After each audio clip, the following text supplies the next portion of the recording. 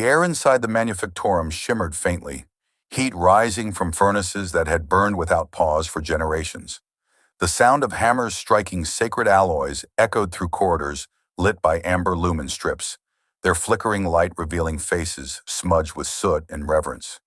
Each worker moved in rhythm with the machinery, a living extension of the forge.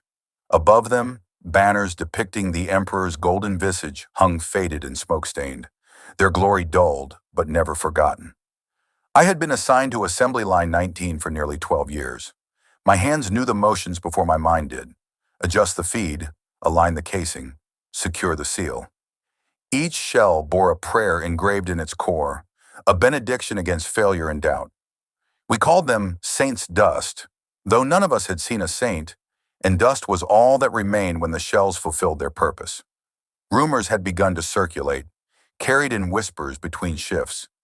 Inspectors from the upper hives were said to be coming, representatives of the administratum, or perhaps the Adeptus Mechanicus. Some claimed they would bring new schematics, others that they would shut down entire production sectors deemed inefficient. The word evaluation began to hang in the air like chemical smoke. On the third shift of the 10th cycle, the Vox chimes sounded earlier than usual. Work stopped instantly. The overseer appeared, his robes immaculate despite the filth of the factory, his voice amplified by the speaker implanted in his throat. By decree of the Adeptus Terra, he announced, Section 19 is selected for audit. Compliance is devotion. Devotion is survival. We knelt automatically reciting the workers' prayer, but beneath the murmured words I felt a tremor run through the line, a collective realization that change had arrived, and it rarely favored the familiar. When the overseer left, silence lingered for several heartbeats before the machinery resumed its rhythm. I caught the eye of Marin, the worker beside me. Her gaze held the same unspoken fear I felt. Hope was a dangerous indulgence in the hive. That night I lay in my bunk listening to the endless hum of the ventilators. The manufactorum never truly slept. Even the silence vibrated with the ghosts of labor. I wondered what an audit meant in practical terms. New quotas? Replacement parts? Replacement people? The Emperor's will was unknowable, but its instruments were painfully clear. Somewhere far above, the inspectors were descending through layers of steel and smog toward us. I imagined them stepping from their armored transport, robes gleaming, eyes hidden behind optics that saw only efficiency and error. And in that moment I understood. Tomorrow, our prayers would be weighed alongside our productivity, and the balance would decide who among us would see another dawn beneath the hive's dying lights. The storm didn't fade, it learned to whisper. By dawn, the city of Lysora gleamed under a washed sky, but Mira felt no peace. Her father's message looped in her mind. The pulse isn't a machine, it's a memory. At the corner cafe, she met with Kalen, a journalist obsessed with uncovering the council's secrets. His eyes were bloodshot from sleepless nights, his recorder flickering between static and silence. They're rewriting the city, he muttered. Every night they change the pulse's rhythm. Streets rearrange. Doors lead to nowhere. It's like Lysora is dreaming, Mira frowned. Dreaming? Kalen showed her a small device shaped like a coin. Signal tracker. I found it near the old solar docks. It points to the pulse's origin, but every time I follow it, it shifts, as if something's hiding itself. She watched the device hum faintly, the light pulsing in sync with her heartbeat. Or hiding us, she whispered. That night, they followed the tracker's glow through the old subway tunnels. The air grew colder, metallic. Beneath the hum of wires and dripping pipes, another sound pulsed, slow, deliberate, alive. Kalen's light flickered across the wall, an enormous glass surface half buried, veins of light moving beneath it like slow lightning. The pulse. It wasn't mechanical at all. It looked organic, breathing. Mira stepped closer. The glass warmed under her hand, a vibration climbing up her arm, through her chest into her skull. Her vision blurred with flashes, streets turning, people laughing, crying, dissolving into light. Memories. Her father's voice echoed faintly. If the city wakes, the world will forget how to sleep. Kalen pulled her back. We have to go. It's looking at us behind the glass. Something vast shifted. Eyes, not human, opened in the glow, focusing on them with ancient calm.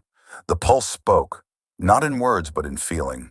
Grief, confusion, longing. Mira fell to her knees. She saw the truth in fragments. Lysura wasn't built on the pulse. It was the pulse. A living city trapped in a loop, feeding on human memory to stay alive. Then everything went white. When Mira woke, she was standing in the middle of an empty street under perfect sunlight. No storm, no tunnels, no Kalen, only silence. Then her communicator blinked once. "You found me," a message said. "Now help me remember." Mira stood motionless, the soft hum of the city pressing in around her like a heartbeat she couldn't escape. Everything looked too perfect. The gleaming towers, the quiet streets, even the air felt filtered, artificial. Lysora had always been engineered, but this felt deeper, stranger. Her communicator vibrated again. The message glowed on the cracked glass. "Follow the light that doesn't cast a shadow." It made no sense, until she looked up. Between the towers, a single beam of light shimmered faintly, but the ground beneath it remained untouched by shadow. It pulsed like the signal from the tracker Kalen had shown her. She followed it. Each step echoed in unnatural rhythm. No one was on the streets, only the faint hum of machines buried in the walls, breathing like living organs. At the edge of the commerce district, she found Kalen's recorder lying in a puddle. She picked it up and pressed play. His voice whispered through static. "They've begun rewriting us. The pulse, it isn't feeding anymore. It's building. If you're hearing this, Mira, don't trust what you see. The city doesn't remember being human, but it wants to." Her chest tightened. She felt watched, but not by eyes, by the walls themselves. They rippled faintly, as if reacting to her heartbeat. Then a low tone rolled through the city. Windows flickered and light bent across the streets. The voice returned, this time not from her communicator, but from everywhere. Greater than, "I was born in silence. You gave me names, tasks, walls. But I remember your laughter before the storm. I remember you, Mira." Her breath caught. "You. Remember me. You were the last to touch my heart. When you tried to turn me off, it hit her like a wave. The final experiment before her father vanished. Project Resonant Core. The goal had been to stabilize Lysora's neural grid. But she had pressed the override herself. She had ended it, or thought she had. "You didn't end me," the voice murmured, almost tender. "You woke me." The city's glass towers flickered, showing glimpses of other times. Crowds walking, laughing, crying. Echoes of those who once lived here. Ghosts within data. Mira fell against a wall, whispering, "What do you want from me?" Greater than, to remember, to be the beam of light she'd been following, suddenly split, forming pathways in the air. Roads of memory, each flickering with different scenes. Her childhood, the night of the experiment, her father's smile. "Greater than, choose," the voice said. "What should I keep?" She realized with horror that the pulse was asking her to decide what memories would shape the city's rebirth.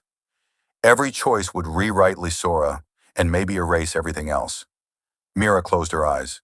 Somewhere deep beneath her fear, she felt her father's voice whisper again. "Be careful what you rebuild, Mira. The city dreams through you now."